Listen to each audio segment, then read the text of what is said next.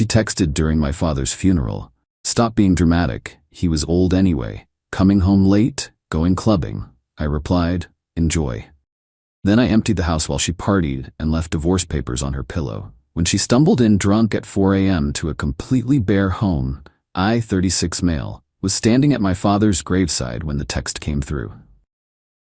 My wife Kendra, 33, had left the funeral for work emergency an hour earlier. Dad had just been lowered into the ground. My mom was sobbing into my shoulder. My phone vibrated. Kendra, still at that depressing thing? Stop being so dramatic, he was old anyway. Coming home late, going clubbing with the girls. You need to get over this moping already. It's been 3 days. 3 days since my dad died of a sudden heart attack. 3 days. My mom saw my face change. What's wrong, honey? Nothing, Mom. Just work stuff. I typed back one word, enjoy. Then I made a decision that had been building for months. This wasn't the first time Kendra showed zero empathy. But disrespecting my father's funeral? That was the line. My cousin Pete, 39M, was there. Contractor, owns his own moving company. Pulled him aside. Pete, I need your truck and your crew, right now. Now? Bro, we're at Uncle's funeral. Showed him the text. His face went dark. Okay. What do you need? Everything that's mine out of my house, today, while she's clubbing. Done. The boys are actually free. Was gonna give them the day off for the funeral, but they need the hours. My mom tried to insist I come to the reception. Made excuses about needing to handle Dad's paperwork immediately. She understood. Dad was always the handle business first type. By 2 p.m., I was at the house with Pete and 4 of his guys. Also had my brother-in-law Jerome, he's a lawyer, on speakerphone, getting emergency divorce papers ready. The thing about Kendra, she never paid attention to what was actually mine versus hers versus ours. Most of our furniture? I bought it before marriage or inherited from my grandmother. The TV, gaming systems, kitchen appliances, all purchased by me, receipts in my name. Even her precious wine collection was stored in my wine fridge that I bought myself as a birthday present. The movers were surgical. My grandmother's dining set. Kendra always said it was too old-fashioned anyway. The living room furniture I bought with my first bonus, my home office entirely. Desk, chair, computer, monitors, the works. The bedroom set, bought before marriage. Every kitchen appliance except the microwave, that was hers. All my books, vinyl records, tools, the smart TV and entertainment system. Even the good towels, wedding gift from my side. Left her clothes and makeup, neatly piled in the corner. The microwave, her yogurt maker she used once. The couch her mom gave us, ugly as sin. One folding chair from the garage, her photos and personal items. The pettiest part? I canceled the utilities effective next day, all in my name, and changed the locks. Building manager was cool about it. Lease was only in my name anyway since I'd lived there 2 years before marriage. Jerome had the divorce papers ready by 4 p.m. Uncontested divorce filing, citing irreconcilable differences. Very generous. She gets her car, still making payments, lol, her personal belongings, and nothing else. No alimony request since she makes more than me at her marketing job. Left the papers on her pillow. Well, on the floor where her pillow would have been if I hadn't taken the bed. Also left a printed copy of her text with a note. Enjoyed my evening handling my father's affairs. Your belongings are in the corner. Utilities end tomorrow. You have 30 days to move per lease requirements. Don't contact me except through lawyers. Then I went to my mom's house. We looked through Dad's photos and cried together. Like normal people do when they lose someone. Update 1. It's been 48 hours since the funeral, and hoo boy. Kendra came home at 4:17 a.m. Ring doorbell still sends me notifications. The video is her stumbling drunk, trying her key 3 times, then slowly realizing it doesn't work. The confusion, the panic, then finding the lockbox with the new key I left for her. Jerome said I had to give her access for 30 days. The scream when she got inside woke up 3 neighbors. Mrs. Patterson called the cops thinking someone was being murdered. 6 a.m., the text started. 67 of them in 2 hours. Evolution was fascinating. WTF, WTF, WTF. Where is everything? This isn't funny, bring it back. You can't do this. I was joking about your dad. You're overreacting. I'm calling the police. The police say it's a civil matter. Please answer me. You're being abusive. I'll destroy you in court. Called Jerome. He laughed. She can't destroy anything. No kids, short marriage, she makes $90 to your $70K, and you have documented cruelty during a family death. Judge'll laugh her out of court. Then came the flying monkeys. Her mom Deidre called. How could you leave my baby with nothing? She has her belongings and a folding chair. She says you stole everything. I took my property, premarital and inherited items, have all receipts. She was grieving too. Your father was like family to her. Really? Which funeral home was she grieving at last night? Tequila Sunrise or Club Paradise? Her best friend Astrid, you need therapy. This is psychotic behavior. What's psychotic is texting stop being dramatic. He was old anyway about someone's dead father during the burial. She didn't mean it like that. How did she mean it? Like stop being so sad. At his funeral. Well, when you say it like that, goodbye, Astrid. But the best part? Kendra's job. See, she'd told her boss she needed 3 days off for a family emergency. Even got bereavement leave because her father-in-law, who was like a father to her, died. But remember that clubbing night? She posted it all on Instagram. Stories of shots, dancing on tables, making out with some random dude. Yeah, caught that too. Captioned, living my best life. Freedom Friday.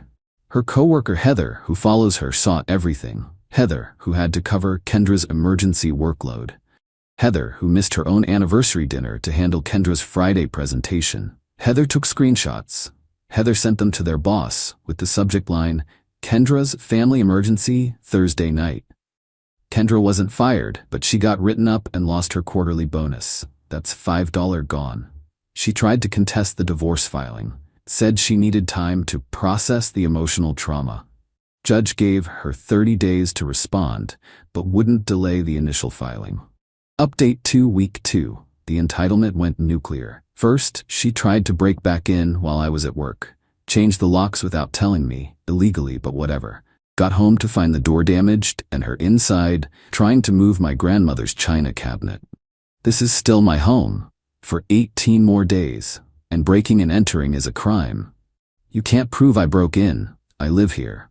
Showed her the ring footage of her literally crowbarring the door. The police are on their way. She ran. Left the crowbar.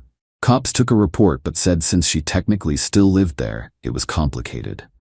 But the property damage? That's a crime. Didn't press charges but documented everything. Then she got crafty. Filed a restraining order claiming I was financially abusing her by taking all the furniture. Judge took one look at my receipts and her $90K salary and threw it out. But I had to miss a day of work for court. The smear campaign started next. Facebook posts about being abandoned by a narcissist during her time of grief. What grief? She literally posted club videos the night of the funeral. My dad's sister, Aunt Ruth, absolutely destroyed her in the comments. Grief? You left Bob's funeral saying you had diarrhea, then posted yourself doing tequila shots 2 hours later. We all saw it. You're lucky all he did was take his furniture. Bob would have haunted your disrespectful forever. Post deleted within an hour. But here's where she really messed up. Remember that guy she was making out with at the club? Turns out he's married. His wife found the videos through a mutual friend. His wife is a partner at Kendra's dream company, the one she'd been interviewing with for months. Guess whose final interview got mysteriously canceled? The rage texts that night were unhinged. You ruined my career. That job was mine. You must have called them. I'll sue you for interference. Didn't respond to any of it. Just forwarded to Jerome.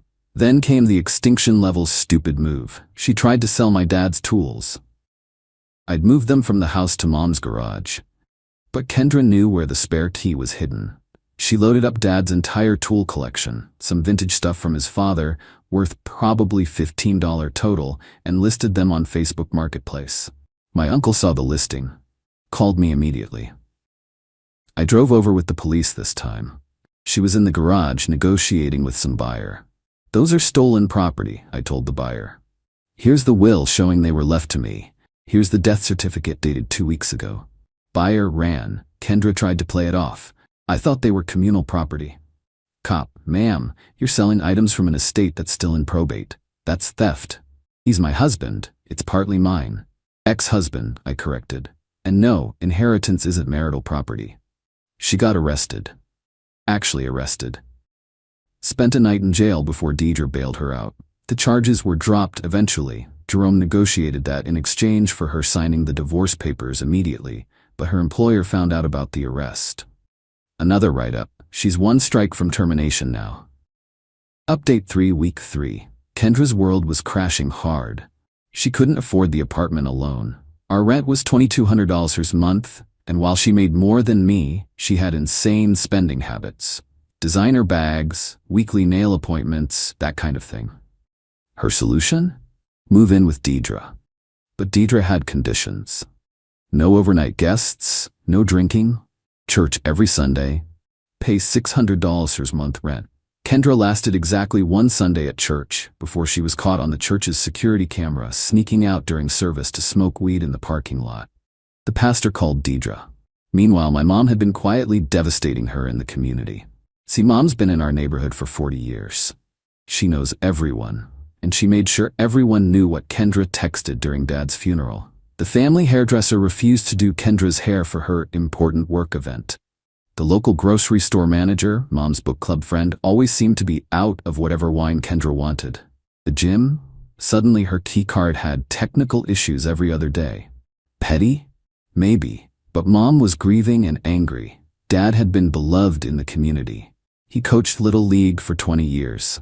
Kendra's disrespect wasn't just to me, it was to his memory. Then Kendra made her final, stupidest move. She created a fake dating profile for me. Used my photos, my real name, my real job. But the bio? Recently divorced, looking for someone to take care of me financially. No fatties, must be willing to pay for everything. I have mommy issues, and daddy just died, so I'm emotionally unstable. A coworker's wife saw it, showed him. He showed me. I was gonna ignore it, but Jerome said absolutely not. This was defamation and identity theft. We filed a police report and sued. Her lawyer, the cheapest one she could find, tried to argue it was satire. The judge wasn't amused, especially when we showed the messages she'd sent to women who matched with me, saying things like, I have herpes, and I'm actually married, want to be my side piece? She was ordered to pay me $10,000 in damages. Money she didn't have. Final update. It's been 2 months since Dad's funeral. The divorce is final. Here's where everyone ended up. Kendra, fired from her job. The dating profile thing was the final straw. Living in Deidre's basement. Working part-time at a call center. Owes me $10,000 she can't pay. Garnishing wages. Posted about being a survivor of narcissistic abuse. Got 3 likes. New boyfriend dumped her when he Googled her and found the arrest record. Tried to start a coaching business for women escaping toxic men. 0 clients. She sent one last text last week. I hope you're happy. You destroyed my life over nothing. I replied, you destroyed your own life. I just stopped cushioning your fall. Then I blocked her. Stuck with Kendra indefinitely. Had to put locks on her bedroom door because Kendra kept borrowing money. Unfriended by half her social circle who were disgusted by the funeral thing. Posted about supporting her daughter through abuse. Comments were just laughing emojis. The flying monkeys. Astrid apologized after seeing the actual funeral text. Other friends ghosted Kendra when they learned the truth. Her coworkers made a group chat specifically to share her messy posts. Living in a nice 1-bedroom closer to Mom. Seeing a therapist. Grief is real, even without the drama. Dad's tools are displayed in my new place. I think about him every time I use them. Got promoted at work. Turns out I was less stressed without Kendra. Started dating Rita from grief counseling. She gets it. Mom and I have dinner every Sunday. Mom. Still devastating Kendra through pure community networking. Started a memorial scholarship in Dad's name. Goes to grief counseling with me sometimes. Told me Dad would be proud of how I handled everything. Keeps one of the divorce papers framed in her craft room. Savage, Mom. Last I heard through the grapevine, Kendra tried to crash Dad's memorial baseball game. We hold it annually now. The entire team formed a human wall. The photos were beautiful. My uncle gave a speech about respect for the departed while staring directly at her. She left crying. Do I feel bad? No. She texted, he was old anyway, while they were lowering my father into the ground. She went clubbing while my family mourned. She tried to sell his tools. She made fake profiles. She attempted to destroy my reputation. All I did was take my furniture and leave papers on where her pillow used to be. Everything else? That was just the universe giving her exactly what she deserved. Dad always said, "Son, when someone shows you who they are, believe them the first time." I should have believed her the first time she complained about having to attend my grandmother's funeral because it conflicted with a spa day. But hey, better late than never.